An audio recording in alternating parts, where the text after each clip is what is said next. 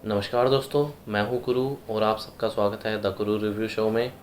तो दोस्तों, आज हमारे पास आ गई है नाग प्रलोभ और ये जो है नाग प्रलय का सेकंड पार्ट है। और वैसे इस पूरी सीरीज़ का नाम प्रलय का देवता है। तो ये आप देख सकते हैं, एक थिंग पॉलीथीन में आई है और साथ में इसके साथ दिया है एक स्टैंडी। तो चलिए इस स्टैंडी को देख लेते हैं कैसा है ये। तो लास्ट टाइम जब मैंने ख़रीदे थे, आपको याद होगा स्टैंडर्ड्स, तो उस टाइम पे क्वालिटी काफ़ी बेकार थी। अब फिर भी काफ़ी बेटर है, काफ़ी अच्छी क्वालिटी है। ये देखिए, ये भी पूरा शाइनी पार्ट है इसका। पर इसमें जो दे रखा है वो दे रखा है कपाल कुंडला को। तो मुझे लगता है कि जो मेन करेक्टर्स है, जैसे तौसी हो गया, तो तौसी का दे सकते थे या नागराज का दे सकते थे स्टैंडी। सेम वो वाला नहीं जो नागराज के सेट में थे, कोई दूसरा। क्योंकि कपाल कुंडला इस कहानी में मुझे तो नहीं लगता कहीं आने वाली है, क्योंकि कपाल कुंडला से नागराज शायद खजाना सीरीज़ में ही मिलता है। तो ये चीज़ मुझे लगी, मतलब अगर नॉवल्टीज़ वही हों जो कॉमिक्स से रिलेटेड कैरेक्टर्स आ रहे हैं, या तो ट्रेस ग्रेसी का ही दे देते तो वो भी बेटर रहता। तो मुझे ये लगता है कि इनको नॉवल्टीज़ जो है कॉमिक्स से रिलेटेड कैरेक्टर्स की ही देनी चाहिए। तो चलिए दोस्तों, पहले इसका फर्स्ट लुक कर लेते हैं और उसके बाद जो है मैं आपको पूरा कंप्लीट रिव्यू देता हूँ इसका। तो आप यहाँ पे देख सकते हैं, राज कॉमिक्स बाय संजय गुप्ता, संख्या है 16। आपको याद होगा नाग प्रलय सेकंड कॉमिक्स थी, तो ये जो है 13 कॉमिक्स से इसके बीच में रही और उसके बाद जो है नाग प्रलोभ आ रही है। इसमें जो है कुछ वो कॉमिक्स से भी थी बीच में, जो आरसी की पहले की कॉमिक्स से थी, मतलब आरसी राज कॉमिक्स बाय संजय गुप्ता से पहले ही जो राज कॉमिक्स में डिसाइड हो गई थी, वो कॉमिक्स से भी इंक्लूड है। तो यहाँ पे आप देख सकते हैं नितिन मिश्रा, आदिल खान, बसंत पांडा, नाग प्रलोभ लिखा हुआ है। ये पूरा का पूरा आपका जो नाग प्रलोभ लिखा है और बाकी नागराज और ग्रेसी बने हैं, ये आपके हैं पूरे के पूरे यूवी ग्लॉसी में। और बाकी जो पीछे का बैकग्राउंड है जिसमें आपको तौसी दिख रहा होगा, वो है आपका मैट में। तो यहाँ पे नागराज, तौसी, प्रलय का देवता, भाग दो। यहाँ पे आप देख सकते हैं स्पाइन की तरफ से नाग प्रलोभ संख्या 16 लिखा हुआ है राज कॉमिक्स। और यहाँ पे भी कुछ लिखा हुआ है, यहाँ पे तौसी लड़ते हुए किसी से। अप्सरा की तलाश में भटकते इच्छाधारी नाग तौसी और तौसी को तलाश करते नागराज के एक दूसरे से टकराव की पृष्ठभूमि तैयार करती है एक रक्त रंजित बृहद कथा। तो इसी से आप अंदाज़ा लगा सकते हैं कि अभी भी जो है टकराव इस कॉमिक्स में नहीं हुआ है दोस्तों। तो यहाँ पे इन्होंने पहले ही इसकी एक ग्लिम्स दे दी है। तो यहाँ पे नाग प्रलोभ, प्रलय का देवता, वहीं जो आपका मूल्य है इस बार 300 है और 48 पेज के राज कॉमिक्स पर संजय गुप्ता का जो लोगो रहता है। तो अगर हम अंदर से देखेंगे तो यहाँ पे आभार पत्र है, और इसमें जो है आभार पत्र में संजय गुप्ता जी ने सारी ही कॉमिक्सों का नाम लिख दिया है। तो मुझे लगता है कि सारी कॉमिक्सों का नाम लिखने की ज़रूरत नहीं है। अब जो पिछली कॉमिक्स हैं शायद उनका नाम ही लिख दे तो ज़्यादा बेटर रहेगा, नहीं तो ऐसे तो पूरे का पूरा ये आभार पत्र कॉमिक्सों से ही भर जाएगा। तो इसी सेट में आ रही है साथ में मृत्यु रथी, तो उसके बारे में भी लिखा हुआ है। तो और साथ में जो है संजय गुप्ता जी ने बताया कि क्यों उन्होंने जो है ये सेकंड पार्ट निकाला है। तो सबसे पहले इसकी जो एक वजह उन्होंने बताई कि जो आदिल खान जी हैं उनको जो है काफ़ी टाइम लग रहा था एक एक पेज को बनाने में, लाइक 3 से 4 दिन लग रहे थे। तो इसलिए जो है, और साथ में जो है नितिन मिश्रा जी जो है कहानी को 128 पेज में ख़त्म नहीं कर पाए।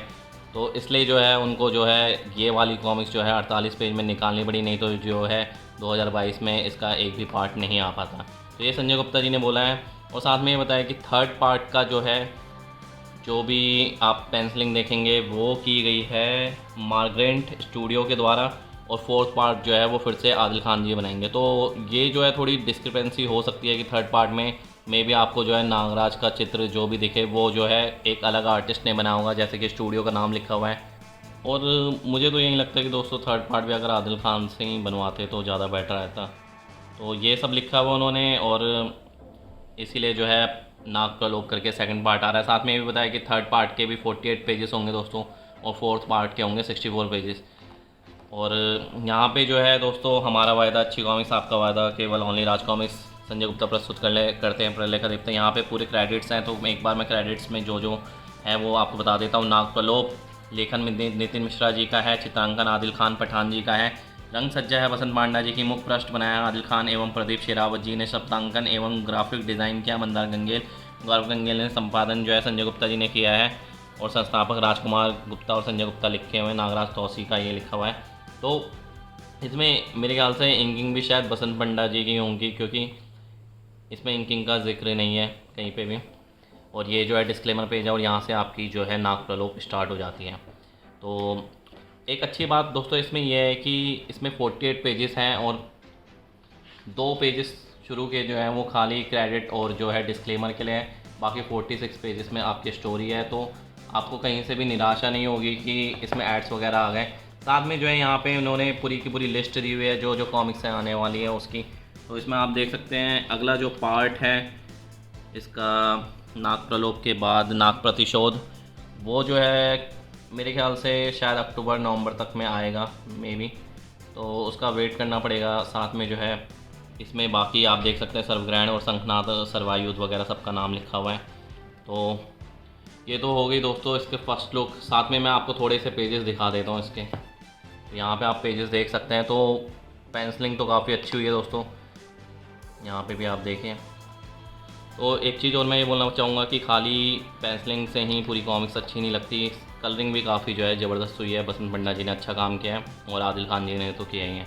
तो दोस्तों चलिए अब इसका कंप्लीट रिव्यू करते हैं। साथ में मैं आपको एक बार और बता देता हूँ कि रिव्यू कुछ पैरामीटर्स को लेके करता हूँ, तो अगर आपको नहीं पता कैसे करता हूँ तो आप जाके नीचे डिस्क्रिप्शन में लिंक दिया हुआ है वहाँ पे देख सकते हैं और उस लिंक पे जाके आपको पता चल जाएगा कि मैं कैसे जो है रिव्यू करता हूँ। साथ में जो कम्युनिटी टैब मिल गया है तो 15 पॉइंट जो मैं रीडर्स के लिए रखता हूँ, तो रीडर्स जो है वहाँ पे जाके जो है पॉइंट्स दे सकते हैं अपने अनुसार। और दोस्तों देखिए पॉइंट्स जो है मैं 6 to 15 रखूँगा क्योंकि 5 नंबर मुझे लगता है कि हर कोई कॉमिक्स डिज़र्व करती है, क्योंकि इतनी मेहनत लगती है। तो मैं चाहता हूँ कि 6 to 15 में से आप कोई सा भी एक नंबर चुन के उसमें दे सकते हैं। तो इसका जो मैं पोल करूँगा वो जल्दी ही 2-3 दिन बाद करूँगा, आज वीडियो बनाने के बाद, पब्लिश करने के बाद। तो आप उस पर जो है वोटिंग कर सकते हैं अगर आपने नाग प्रलोप पढ़ लिया तो पहले पॉइंट्स पे जाने से पहले मैं दोस्तों आपको थोड़ी सी प्लॉट की डिटेल्स दे देता हूँ। जैसे कि आपको पता है कि अप्सरा को किसी ने उठा लिया और तौसी जो है महानगर में आके जो है एक फैक्ट्री में अपने पिछले जो 2 दुश्मन होते हैं, डेंजर डबोली और एक नेवला होता है, उससे लड़ता है। वहीं नागराज को जो है बाबा गोरखनाथ बता देते हैं कि उसको जो है महानगर जाना चाहिए, वहाँ पे एक बहुत बड़ा खतरा मंडरा रहा है। तो नागराज भी आ रहा होता है। नागराज जो है उसको रास्ते में जो है कुछ समुद्री डाकू दिखते हैं जो एक लड़की ट्रेसी को पकड़ने की कोशिश कर रहे होते हैं, पर नागराज उसको बचा लेता है। उसका जो है टकराव होता है वहाँ पे शायद पानी ध्वज से। अब थोड़े मेरे को तौसी के जो ये 6 ध्वज है उनके ढंग से नाम पता नहीं है शायद, पर पानी ध्वज ही था। और उसके बाद की जो स्टोरी है वो अब इसमें कंटिन्यू की गई है। पर इसमें भी दोस्तों नाग प्रलोप जब स्टार्ट हुई है, ये मैंने आपको नाग प्रलय का बताया था, नाग प्रलोप में जो स्टार्टिंग हुई है वो वहाँ से हुई है जब अप्सरा को उठा लिया जाता है। तो बैक स्टोरी है आपको, जैसे कि हमने फर्स्ट में देखा था कि सीधा तौसी वहाँ पे आ गए, यहाँ पे बताया गया कि तौसी क्यों आया है, तो वो सब चीज़ें बताई गई हैं। और साथ में हमें ये भी पता चला कि नागराज उस टाइमलाइन में कहाँ फिट करता है जब अप्सरा को उठा लिया गया और जब नागराज जो है जब फाइट कर रहा होता है तो वो और तौसी की टाइमलाइन कहाँ यानी कि कितनी मैच करती है। तो यहाँ पे इस जो है इसमें पता चला है कि दोनों की टाइमलाइन क्या थी, कब नागराज आ रहा था, कब तौसी जो है महानगर में जो है फैक्ट्री में जाके अपने जो पुराने दुश्मन थे उनसे लड़ता है। तो वो सब इसमें हुआ है। और साथ में मुझे लगा कि थोड़ी कहानी जो बैक स्टोरी चली गई तौसी की और जो नागराज आगे बढ़ता है, तो कहीं ना कहीं ऐसा रहा कि जहाँ पे कहानी फर्स्ट पार्ट में ख़त्म हुई थी उससे बहुत ही हल्की सी आगे बढ़ी है। पर वहीं ये जो बैक स्टोरी बताई है उससे ये तो थोड़ा आइडिया हो गया है। तो प्लॉट डिटेल्स में दोस्तों यही है कि सबसे पहले दोस्तों कवर पेज देखें तो कवर पेज काफ़ी शानदार है। नाग प्रलोप आपको जैसे मैंने बता दिया, ये जो है यूवी ग्लॉसी में किया है, नाग प्रलोप लिखा हुआ है।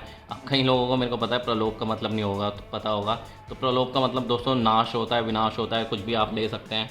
मेरे को भी सर्च करना पड़ा था क्योंकि मैंने कभी सुना भी नहीं था।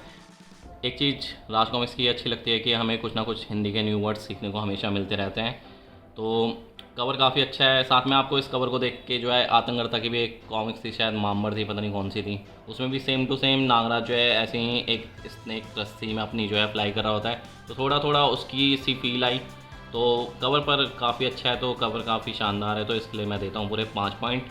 इसके बाद दोस्तों आता है कॉन्सेप्ट का। दोस्तों मैं ये बोलूँगा कि कॉन्सेप्ट जैसे कि मैंने पिछली बार बताया था नाग प्रलय में कॉन्सेप्ट का थोड़ा आइडिया पता नहीं चला, कि बस ये पता चला कि नागराज और तौसी जो है दोनों लड़ाई करने वाले हैं, पर इसमें थोड़े जो है चीज़ें क्लियर की गई हैं। तो मुझे लगता है कॉन्सेप्ट थोड़ा वाइड हुआ है, थोड़ा सही है यानी कि, पर अभी भी जो है कुछ मोटिव्स नहीं पता चले हैं, जैसे विलेंस जो है इसमें इंक्लूड किए गए हैं आपके काल चक्र और ये नागमणि और एक और बंदा है जो डेंजर डबोली का निर्माता था, तो उनके मोटिव्स पता नहीं चले हैं। तो मुझे लगता है कहीं ना कहीं अभी भी जो है मैं इसको कॉन्सेप्ट को 12 पॉइंट ही देता हूँ। इसके बाद दोस्तों स्टोरी टेलिंग मैं कहूँगा इस बार थोड़ी सी बेटर है, क्योंकि लास्ट टाइम खाली फाइट हो रही थी, इसमें जो है थोड़ा बैक स्टोरी दिखाई गई है। बैक स्टोरी में पता चला कि अप्सरा को कैसे उठाया गया और क्यों उठाया गया ये तो नहीं पता, पर ये थोड़ा यानी कि थोड़ा बहुत पता है कि जैसे कि नागमणि जो चाहता है वो हमें पता है, बाकी जो दूसरे विलन्स हैं उनके मोटिव्स नहीं पता। तो थोड़ा बहुत स्टोरी का मैं ये बोलूँगा कि स्टोरी में काफ़ी चीज़ें पता चली, जैसे कि बैक स्टोरी इसमें पता चली। और एक चीज़ जो मैं कहूँगा कि इसमें मुझे लगा कि जैसे फर्स्ट पार्ट में हमें तौसी की जो रेस दिखी थी, वो मुझे लगा कि जब बैक स्टोरी बताने पे आए नितिन मिश्रा जी, तो कहीं ना कहीं मुझे ऐसा फील हुआ जब तौसी जो भी बैक स्टोरी चल रही थी, जब अप्सरा को उठा लेते हैं, तो वो जो रेस उसने जो फैक्ट्री में दिखाई थी जो फर्स्ट पार्ट में थी, वो कहीं ना कहीं मुझे लगा कि मिसिंग है। और थोड़ा तौसी जो है इतना ज़्यादा मेरे को वो नहीं लगा कि बिना अंधाधुंध लोगों को मार रहा है, वो इस बार सोच समझ के कर रहा होता है, तो एक काम माइंडेड लगा मेरे को। और थोड़ा जो है इसी चीज़ का मुझे लगा कि थोड़ा कॉन्ट्राडिक्ट हो गई, जो नागप्रलय में तौसी था वो थोड़ा अलग था और जो नागप्रलोक में दिखाया वो थोड़ा अलग है, क्योंकि इसमें जो है तौसी अपने दिमाग का इस्तेमाल कर रहा है और लोगों को फालतू में जो है एकदम से जाके मारने नहीं लग जा रहा। तो ये लगा मुझे थोड़ा। और बाकी नागराज का रोल मैं कहूँगा कि इतना कोई ख़ास था नहीं दोस्तों, तो इसलिए जो है स्टोरी टेलिंग के लिए मैं अभी भी इसको जो है 10 पॉइंट देता हूँ। इसके बाद दोस्तों डायलॉग्स आते हैं। डायलॉग्स का मैं यही बोलूँगा कि लास्ट टाइम जो डायलॉग्स थे वो काफ़ी बेटर थे। जैसे कि एक डायलॉग मेरे को अभी भी याद है, जब डेंजर डबोली बोल मारता है तेरे से मेरी घृणा अब व्यक्तिगत है, और काफ़ी सारे थे जैसे तौसी भगवान भगवान करके। तो वो सारे डायलॉग जो थे वो काफ़ी अच्छे थे, लास्ट टाइम काफ़ी इम्पैक्ट क्रिएट कर रहे थे डायलॉग्स। और इस टाइम जो है वो इम्पैक्ट आप देखेंगे तो मिसिंग लगेगा। जो तौसी लोगों को पीट रहा होता है, थोड़े बहुत हैं डायलॉग पर वो इतने इम्पैक्टफुल नहीं लगे। जैसे वो पिस्सू वाला भी है कि इसमें आप पढ़ लेना, तो मुझे वो इतने इम्पैक्टफुल नहीं लगे। और ऐसा लगा कि कहीं ना कहीं जो डायलॉग्स में इम्पैक्ट था लास्ट टाइम वो इस बार उतना नहीं था। तो इसलिए मैं डायलॉग्स के लिए दोस्तों देता हूँ 7 पॉइंट। और इसके बाद दोस्तों आती है आपकी पेंसिलिंग। तो पेंसिलिंग काफ़ी अच्छी है, जैसे मैंने बताया आपको कि आदिल खान जी ने काफ़ी अच्छा काम किया है। पर मुझे कहीं ना कहीं ये लगा कि दोस्तों अगर मैं नागप्रलय से कंपेयर करूँ तो नागप्रलय में आप अगर नागराज को देखते होंगे तो वो एक टीनेज गाय लगता है, मतलब इतना बड़ा नहीं लगता। पर यहीं पे अगर आप कुछ फ्रेम्स देखेंगे नागराज के, तो नागराज थोड़ा जो है मैच्योर गाय लगता है कहीं कहीं फ्रेम्स में, कहीं कहीं में फिर वो टीनेज लगता है। तो वो मुझे लगता है कि कहीं ना कहीं कंसिस्टेंसी मेंटेन नहीं कर पाए नागराज को लेके। और जो तौसी है उसको लेके कंसिस्टेंसी है, क्योंकि वो पूरा का पूरा मैच्योर ही लगता है। और एक जगह पे तौसी जो है कपड़े भी पहन के जाता है, जो ड्रेसअप होता है शहरों में वैसे वाला ड्रेसअप करके रखता है। वैसे तो नागराज करता था वो, पर इसमें तौसी को दिखाया और काफ़ी अच्छा लगता है वो। तो मुझे लगता है कहीं ना कहीं नागराज की जो कंसिस्टेंसी मुझे लगी वो थोड़ी मेरे को लगी। बाकी अगर आप देखेंगे तो काफ़ी बढ़िया है जहाँ जहाँ पे भी चित्र हैं नागराज के। तो इसलिए जो है मैं पेंसिलिंग के लिए दोस्तों देता हूँ 12 पॉइंट। इसके बाद आती है कलरिंग। तो कलरिंग मुझे लगता है कि दोस्तों इस कॉमिक्स का एक जो मुख्य भाग और मुख्य अट्रैक्शन मैं कह सकता हूँ वो है कलरिंग। कलरिंग कहीं पे भी आपको डिसअपॉइंट नहीं करती, बहुत ही अच्छी लगती है। जो भी इंकिंग और कलरिंग हुई है, कई बार आपने देखा होगा कि इंकिंग की वजह से जो है कई बार जो एक्सप्रेशंस होते हैं वो चेंज हो जाते हैं। पर मेरे को लगता है कि इंकिंग प्लस कलरिंग इस बार काफ़ी अच्छी हुई है, पिछली बार की तरह ही जैसे नागप्रलय में थी। तो इसलिए जो है मैं उसके लिए पूरे 10 पॉइंट देता हूँ। इसके बाद दोस्तों कैलीग्राफी आती है। तो कैलीग्राफी में मुझे लगा कि सही है कैलीग्राफी, बस एक जगह पे जो है जब आई थिंक तौसी लड़ रहा होता है या फिर नागराज लड़ रहा होता है तो वो किसी में कसी हो गया था। बाकी तो मुझे ऐसी कुछ प्रॉब्लम लगी नहीं। और बाकी कैलीग्राफी आप देखेंगे तो कलर भी किए हुए हैं, जहाँ पे कोई दूसरा बंदा बोल रहा हो तो वो बढ़िया चीज़ लगती है। तो कैलीग्राफी के लिए फुल 5 पॉइंट। इसके बाद दोस्तों आती है आपका इम्पैक्ट मैं कहूँगा कि जो इम्पैक्ट नागप्रलय में था वही इम्पैक्ट सेम इसमें भी रहता है। और ऐसा कुछ पता नहीं चल पाता है कि यानी कि आपको जो एक एक्साइटमेंट रहती है ना कि नहीं मेरे को तीसरी कॉमिक्स का वेट रहेगा, ऐसा कुछ मेरे को लगा नहीं। तो मुझे लगता है कि कहीं ना कहीं ये इम्पैक्ट मिस कर दी, क्योंकि जैसे मैंने बोला कि फ़र्स्ट पार्ट में जहाँ पे कहानी थी उससे बहुत ही हल्की बड़ी है। तो इसलिए इम्पैक्ट के लिए मैं देता हूँ 3 पॉइंट।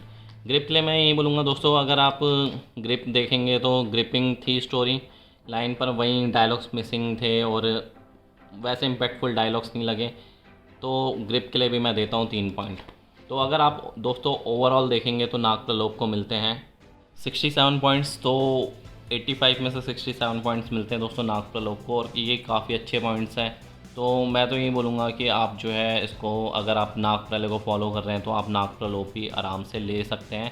अच्छी कॉमिक्स है, और जिन्होंने नहीं लिया नाग प्रलोक और नाग प्रलय अभी तक नहीं पढ़ी है तो, और मैं यही बोलूँगा दोस्तों कि जो इसमें चित्रकार हैं और जो जिन्होंने रंग सज्जा किया है, इनफैक्ट इवन नितिन मिश्रा जी ने काफ़ी अच्छा काम किया है। तो नाग प्रलय और नाग प्रलोक मैं यही बोलूँगा कि जिन्होंने नहीं लिया है मैं उनको रिकमेंड करूँगा वो भी लेके पढ़ें।